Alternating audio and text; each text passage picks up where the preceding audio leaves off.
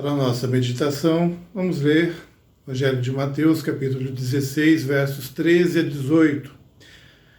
Indo Jesus para os lados de Cesareia de Filipe, perguntou a seus discípulos: Quem diz o povo ser o Filho do Homem? E eles responderam: Uns dizem João Batista, outros Elias, e outros Jeremias ou algum dos profetas. Mas vós, continuou ele, quem dizeis que eu sou? Respondendo Simão Pedro, disse: Tu és o Cristo, o Filho do Deus vivo. Então Jesus lhe afirmou: Bem-aventurado és, Simão Bar-Jonas, porque não foi carne nem sangue que tu revelaram, mas meu Pai que estás nos céus. Também eu te digo que tu és Pedro, e sobre esta pedra edificarei a minha igreja, e as portas do inferno não prevalecerão contra ela. Amados irmãos e irmãs, em nome da diretoria da Assembleia Geral, saudamos o Sínodo Reverendo Jonas Dias Martins, na pessoa de seu presidente, presbítero Odilon Alexandre Silveira Marques Pereira. Saudamos também os presbitérios que integram o Sínodo, presbitérios de Londrina, Norte do Paraná e Paranaense, e suas 28 igrejas, 9 congregações e 69 pastores e pastoras que estão à frente dessas igrejas. Sempre é bom destacar que a região do norte do Paraná é muito privilegiada por conta de figuras ilustres da IPI-B que batalharam e ainda batalham pela proclamação do Evangelho nesta região. A começar com aquele que dá o nome ao Sínodo, Reverendo Jonas Dias Martins, o apóstolo dos pés vermelhos, que deixou um sucessor à altura, Reverendo Messias Anacleto Rosa, que hoje se constitui numa referência para muitos pastores da IPI do Brasil, inclusive para a minha vida. Irmãos e irmãs, como todo mundo está cansado de saber, estamos em meio à mais grave crise sanitária do Brasil nos últimos 100 anos, com seríssima repercussão na economia do país e do mundo. Só para termos uma ideia, em 1918, em plena Primeira Guerra Mundial, quando a IPI do Brasil celebrou 15 anos de existência, apareceu a pandemia da gripe espanhola, que atingiu o planeta, ceifando 50 milhões de pessoas no mundo. No Brasil, foram 35 mil mortes, incluindo o presidente eleito Rodrigues Alves. Já a Covid-19, lamentavelmente, ceifou até o momento a vida de quase 85 mil brasileiros e brasileiras e continua assustando o mundo todo, gerando ansiedade, depressão, incertezas para muitas pessoas. Esta pandemia forçou a paralisação das atividades presenciais de nossas igrejas e estamos nos adaptando aos cultos e eventos virtuais. É tempo de reinventar o nosso jeito de ser igreja. Pelo que temos visto, nossos pastores, pastoras, missionários e missionárias têm se saído muito bem nesse aspecto. Porém, sempre nos vem a pergunta: até quando? Os especialistas e a Organização Mundial de Saúde afirmam que a situação somente se normalizará com o desenvolvimento de uma vacina eficaz. Até lá, teremos que seguir as orientações das autoridades sanitárias amplamente divulgadas e de fato conhecimento de todos e de todas. Neste quadro, encontra-se a Igreja de Jesus, da qual a IPI do Brasil é um dos ramos. A Igreja, aquela a qual as portas do inferno não prevaleceriam contra ela. O texto que lemos no início sempre gerou discussões, muitas vezes áridas, sobre a quem se referia Jesus ao proferir as palavras a Pedro. Bem-aventurado és tu, Simão Bar-Jonas, porque não foi carne e sangue que tu revelou, mas meu Pai que estás nos céus. Pois também eu te digo que tu és Pedro, e sobre esta pedra edificarei a minha igreja, e as portas do inferno não prevalecerão contra ela. Muitos interpretavam essas palavras como sendo Pedro a pedra sobre a qual a igreja seria edificada. O próprio Agostinho, um dos pais da igreja, nos primórdios de seus estudos, chegou a concluir dessa forma, mas posteriormente acabou se retratando. Ele diz, aspas, numa passagem neste livro, eu disse sobre o apóstolo Pedro, sobre ele como uma pedra, a igreja foi construída.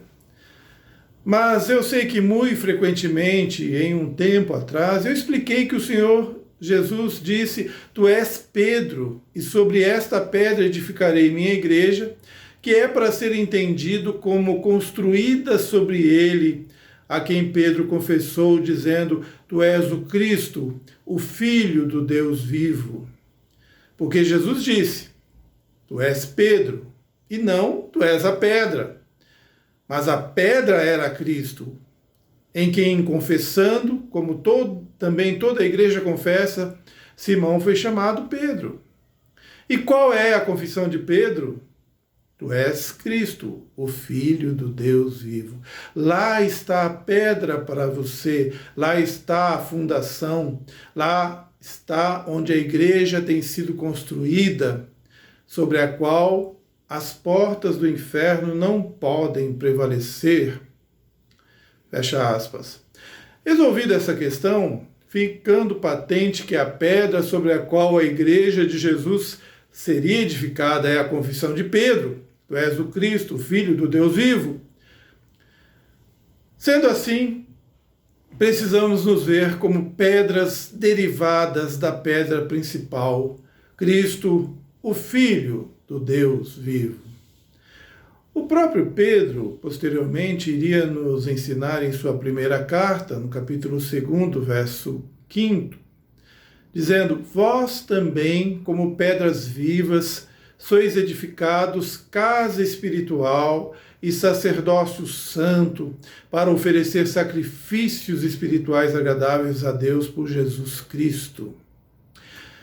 Irmãos e irmãs, como pedras vivas, deveremos todos nós, como Igreja de Jesus, seguir as pegadas do Mestre, seja em tempo de graves crises, como a que estamos vivendo, seja em outras situações. Como diz um antigo cântico, amar como Jesus amou, sonhar como Jesus sonhou, pensar como Jesus pensou, viver como Jesus viveu, sentir o que Jesus sentia, sorrir como Jesus sorria, e ao chegar ao fim do dia, eu sei que dormiria mais feliz. Ainda que em meio a esta pandemia não podemos nos deixar, ou não podemos deixar de ser pedras vivas de Jesus, e como tais, nos revestirmos de ousadia e generosidade. Entendo que para a igreja ser ousada e generosa nos dias atuais, ela deve estar sempre firmada na rocha que é Cristo, a qual as portas do inferno não prevalecerão contra ela, e seguir as pegadas do Mestre. Para tanto, a igreja, que somos nós, deve sempre buscar pelo menos 3 características nos ensinos de Jesus. Em primeiro lugar, a igreja precisa ser espiritualmente saudável. A igreja primitiva aprendeu com Jesus a cultivar uma espiritualidade saudável, sendo comprometida com o estudo da palavra, com a adoração, com a oração e o jejum. Se quisermos ser uma igreja espiritualmente saudável, irmãos e irmãs, o ensino sério e cuidadoso da palavra deve fazer parte da vida da igreja, onde os seus líderes se esmerem no ensino do povo de Deus e onde o povo de Deus anseie em conhecer mais e mais a palavra do Senhor, afinal, ela é lâmpada para os nossos pés e luz para os nossos caminhos, como diz o Salmo 119, versículo 105. Que os nossos corações possam sempre arder quando lermos ou ouvirmos a palavra do Senhor, a exemplo do que aconteceu com os discípulos de Emaús quando ouviram as palavras de Jesus. Evidentemente que o amor à palavra nos leva à adoração, à oração e ao jejum. Observem que enquanto a igreja primitiva constantemente adorava e jejuava, o Espírito Santo falava, movia a igreja, enchia os crentes com o seu poder para realizarem a missão confiada a ela. Essa espiritualidade precisa ser cultivada com muita intensidade por nossas igrejas, se quisermos viver sintonizados com o Espírito Santo. Para isso, queridos irmãos e queridas irmãs, contamos com o Movimento Nacional de Oração, cuja inspiração veio deste sínodo e cujo líder, nosso irmão Edgar Menezes, membro da primeira IPI de Londrina, tem sido uma bênção para a IPI do Brasil. O MNO, como é chamado, tem colocado as 552 igrejas, 63 presbitérios e 17 sínodos em uma rede nacional e permanente de oração, em busca de uma espiritualidade saudável. O reverendo John Stott, em um dos seus textos sempre brilhantes, afirma: não se contente com uma vida cristã estática, antes tenha a firme determinação de crescer em fé e amor, em sabedoria e santidade. Para fazê-lo, cultive a disciplina de buscar a Deus diariamente pela leitura da Bíblia, oração, comunhão nos cultos e testemunho de sua igreja. Sendo assim, a pergunta que se impõe é: como está a sua vida espiritual? Como está a sua intimidade com Deus? Como você tem priorizado, ou se você tem priorizado um tempo para ficar aos pés de Jesus em oração, súplica e meditação na palavra?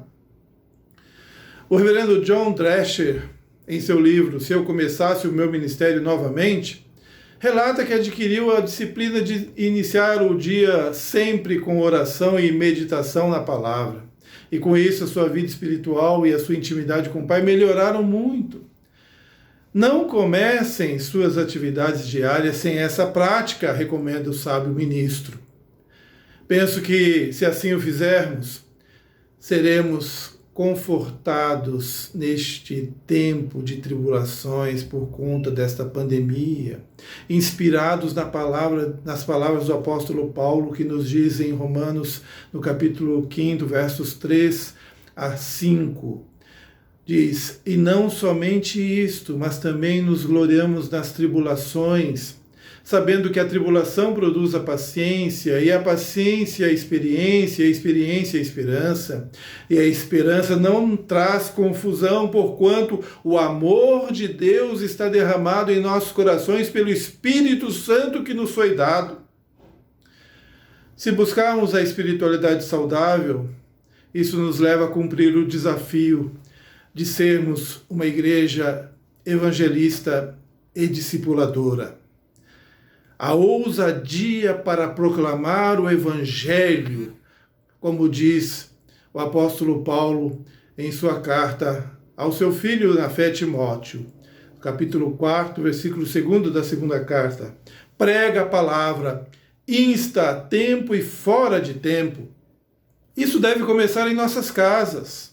Por conta dessa pandemia, temos a oportunidade de retomar uma antiga prática dos primeiros cristãos que transformavam seus lares em igrejas, onde o evangelho era ensinado. Quantas igrejas nasceram nas casas de irmãos e irmãs? Assim também era na igreja primitiva. Na primeira carta de Paulo aos Coríntios, no capítulo 16, versículo 19, lemos: as igrejas da província da Ásia vos enviam saudações. Áquila e Priscila vos cumprimentam fraternalmente no Senhor, assim como a igreja que se reúne na casa deles. Colossenses 4,15, cumprimentai igualmente todos os irmãos em Laodiceia, e também Ninfa e a igreja que se reúne em sua casa.